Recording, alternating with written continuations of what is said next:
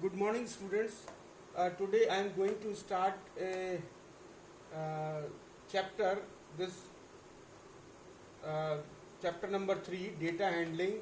This is my episode number 7, and chances and probability. Today I am going to solve the questions given in the exercise 3.4, and question number 1 of exercise 3.4. What it says: write the following events as certain to happen, impossible और can happen but not certain. तो हमको जो है वो कुछ events दी हुई हैं question में, और हमको ये डिसाइड करना है कि ये सर्टेन टू हैपन है या इम्पॉसिबल है या can happen but not certain है। तो ए पार्ट क्या कहता है? Tuesday will come after Monday. Monday के बाद जो है वो ट्यूसडे आता है। सो आंसर इज यस, क्योंकि मंडे के बाद ट्यूसडे आएगा ही। This is yes. So this will come under the category of certain to happen, क्योंकि मंडे के बाद ट्यूसडे आना निश्चित है, इसलिए certain to happen. Answer is certain to happen. This will come under the category of certain to happen. And the B part is it tossed up dice shell, it tossed up dice shall land up with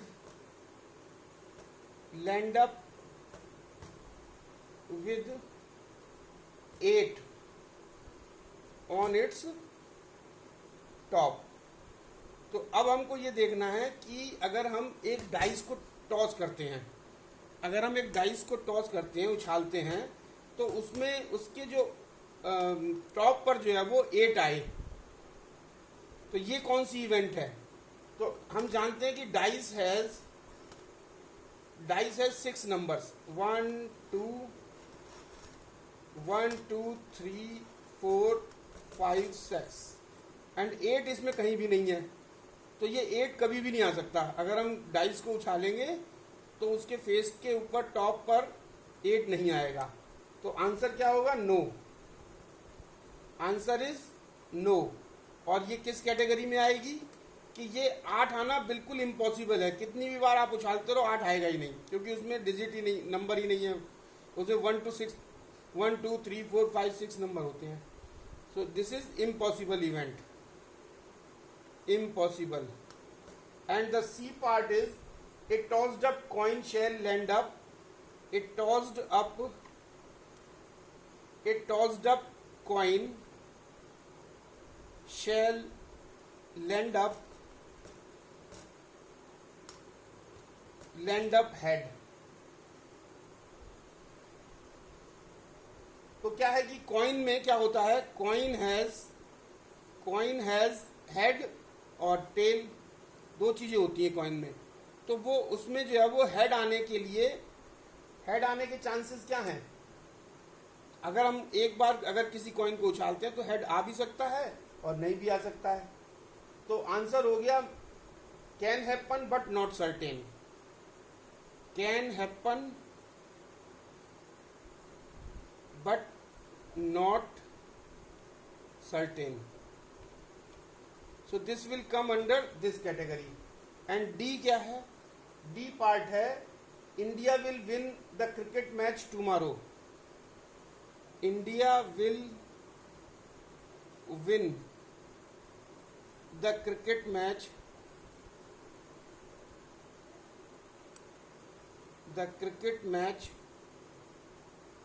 tomorrow. तो अब statement है कि India जो है वो कल cricket match जीत जाएगी। तो वो जीत भी सकती है, हार भी सकती है, दोनों चीज हैं। तो ये भी क्या हो गई? Can happen but not certain. Can happen but not certain. This will come under this event will come under the category of can happen but not certain. And the E part is my birthday will fall on Tuesday every year. ना question number 1 D part क्या कहता है? My birthday will fall on Tuesday every year. तो अगर इस साल जो है वो ट्यूसडे को बर्थडे आया है, तो नेक्स्ट ईयर वो ट्यूसडे को ही आए, ये संभव नहीं है, नॉट पॉसिबल। तो ये हो गया नो, तो this is impossible, impossible event है, impossible event. So now next question number 2. What is question number 2? Question number 2 says answer the following questions. Answer the following questions.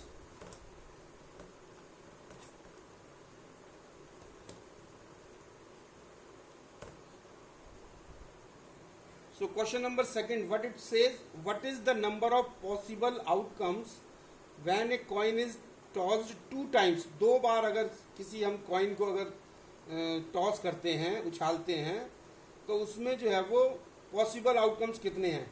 हम जानते हैं कि कॉइन हैज हेड और tell, या तो उसका head होगा या टेल होगा। तो अगर नंबर ऑफ पॉसिबल आउटकम्स, तो नंबर ऑफ पॉसिबल आउटकम्स कितने होंगे? पॉसिबल आउटकम्स, तो नंबर ऑफ पॉसिबल आउटकम्स जो है वो एक बार उछालने में कितने होंगे? या तो हेड आएगा या टेल आएगा, तो दो पॉसिबल आउटकम्स हो गए। तो दिस इज, जबकि हम कॉइन को वंस एक बार उछाला है, और अगर ट्वाइस 2 बार उछालते हैं, तो नंबर ऑफ, दूसरी बार जब उछालते हैं तो नंबर ऑफ पॉसिबल आउटकम्स होंगे, number of possible outcomes is equal to 2। दूसरी बार भी 2 होंगे, ये सेकेंड टाइम अगर जब उछालते हैं, तो टोटल कितने हो गए 2 बार उछालने में? तो total number of possible outcomes, total number of possible outcomes is equal to, जब फर्स्ट टाइम जब हमने कॉइन टॉस किया तो 2 पॉसिबल आउटकम्स थे, सेकेंड टाइम में 2 हो गए, तो टोटल पॉसिबल आउटकम्स हो गए 4, and this is the answer.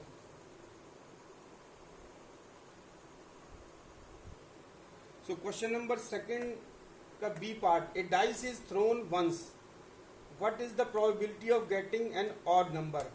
तो डाइस को हम जानते हैं कि डाइस में जो है वो, dice has 6 numbers, dice has 1 2 3 4 5 6 numbers.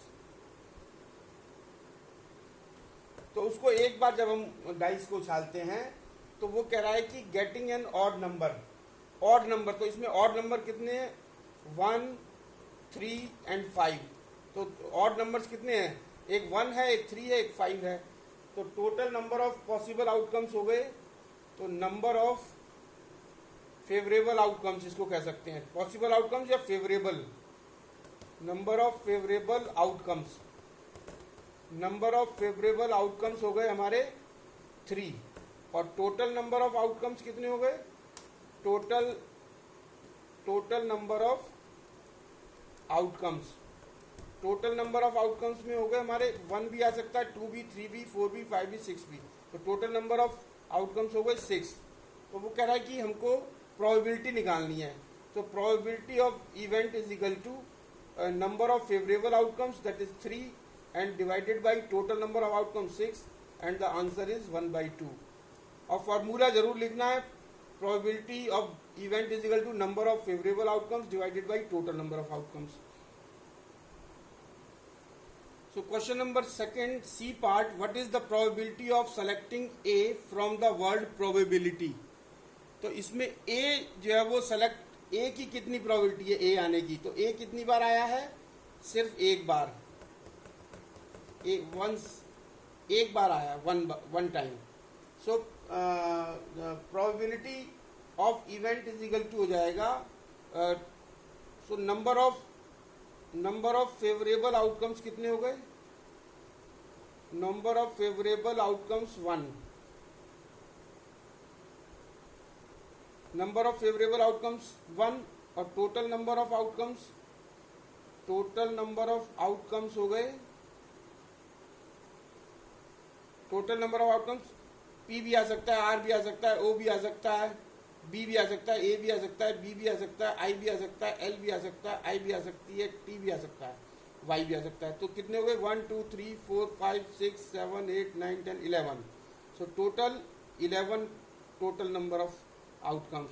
तो probability of event is equal to number of favorable outcomes, that is 1, and the total number of outcomes 11. So answer is 1 by 11. So question number 3, find the probability of choosing a day that starts with capital letter T in a week. तो इसकी probability निकालनी है कि जो day T से start होता है उसकी क्या probability है वीक के अंदर. तो वीक में कौन कौन से डेज होते हैं? Monday, Tuesday, Wednesday, Thursday, Friday, Saturday और संडे. तो टी जो है वो कितने टाइम्स आया है? 2 टाइम्स. तो नंबर ऑफ फेवरेबल आउटकम्स कितने हो गए? Number of favourable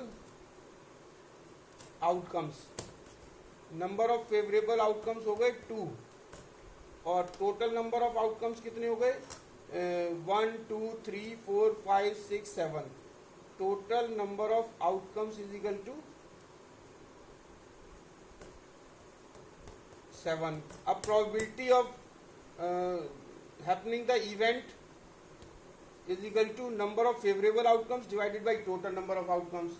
So that will be 2 divided by 7. Number of favorable outcomes is equal to 2. Number of total outcomes is equal to 7. So probability of happening event is equal to 2 by 7. This is the answer.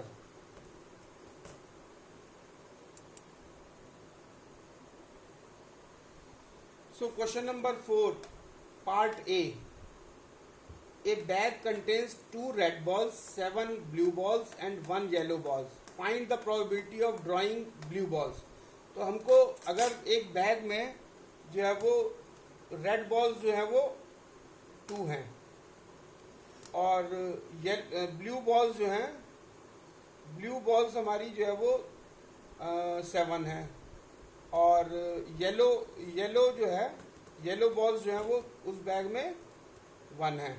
तो अब हमको निकालना है कि blue ball आए इसकी probability कितनी है. तो नंबर ऑफ फेवरेबल आउटकम्स देखेंगे. नंबर ऑफ फेवरेबल आउटकम्स, तो नंबर ऑफ फेवरेबल आउटकम्स कितने होंगे? जितनी हमारी ब्लू बॉल होंगी तो ब्लू बॉल 7 है तो नंबर ऑफ फेवरेबल आउटकम्स 7 हो गए. और टोटल नंबर ऑफ आउटकम्स कितने होंगे?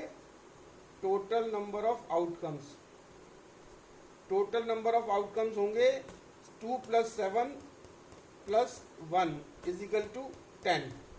So what is the probability of happening the event?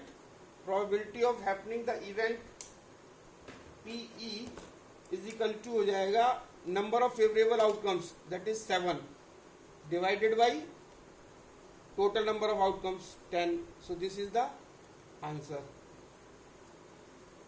We will have to write the formula of this probability, that is probability of an event is equal to number of favorable outcomes divided by total number of outcomes. Then we will write this favorable outcome 7 divided by total number of outcomes 10.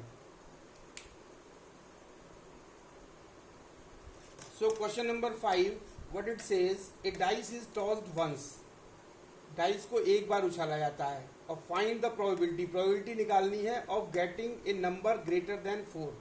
तो उसकी probability निकालनी है कि हमारा number जो है वो 4 से ज़्यादा आए. तो हम जानते हैं कि डाइस जो है, dice has 1 2 3 4 5 6 numbers. So greater than 4 means 5 and 6. So we require 5 and 6. तो 5 and 6 जो है वो कितना फेवरेबल आउटकम्स कितने हो गए? 2. सेकेंड मतलब 2 फेवरेबल आउटकम्स हो गए 2, 5 and 6. तो number of favourable outcomes, number of favourable outcomes, तो number of favourable outcomes is equal to 2 और टोटल नंबर ऑफ आउटकम्स कितने हो गए? 6. टोटल नंबर ऑफ आउटकम्स अगर हम एक बार अगर डाइस को उछाल रहे हैं तो उसमें 1 भी आ सकता है, 2 भी आ सकता है, 3 भी आ सकता है, 4 भी आ सकता है, 5 भी आ सकता है, 6 भी आ सकता है. तो टोटल नंबर ऑफ आउटकम्स हो गए हमारे 6. So what is the probability? Probability of happening is equal to number of favorable outcomes, that is 2, divided by total number of outcomes, that is 6. Number of favorable outcomes 2, total number of outcomes 6, and the probability is 1 by 3. So this is the answer. So now question number 8 of exercise 3.4. This is very important question, and this needs a more concentration. So you focus on this question.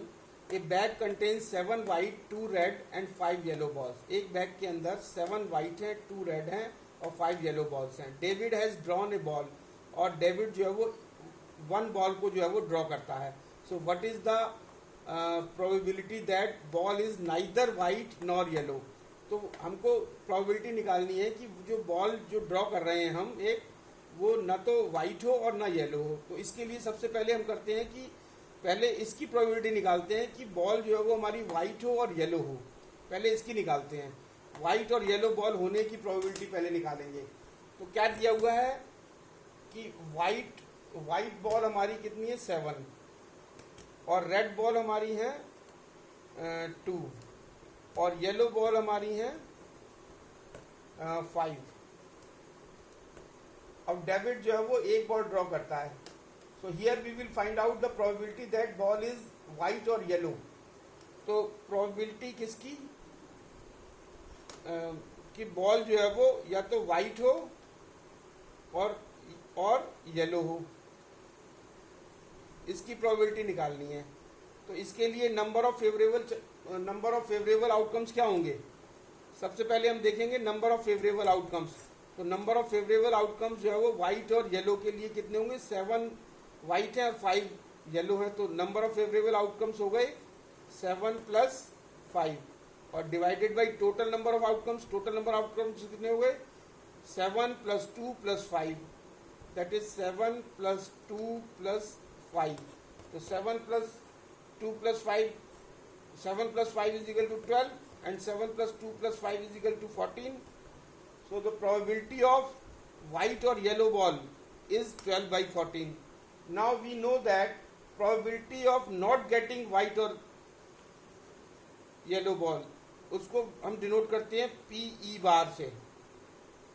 So PE बार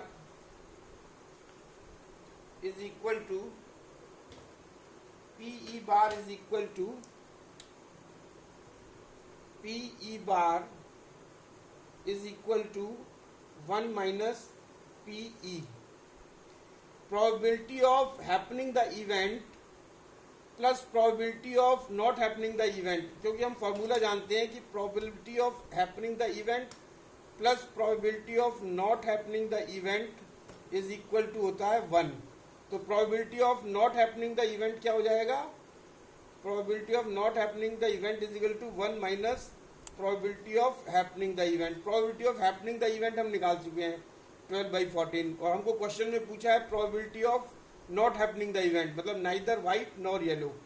और white और yellow की probability होने की probability हम निकाल चुके हैं. तो probability of not happening the event is equal to 1 minus P is equal to 1 minus 12 upon 14, and this will come out as 2 upon 14, and this will be 1 by 7. So probability of not happening or not coming the white or yellow ball is equal to 1 by 7. So this is the answer. So this is the end of the topic, and this is the end of the chapter, and this is end of the exercise 3.4. So now you watch my video and prepare notes with full concentration and solve the rest of the questions. Thank you very much.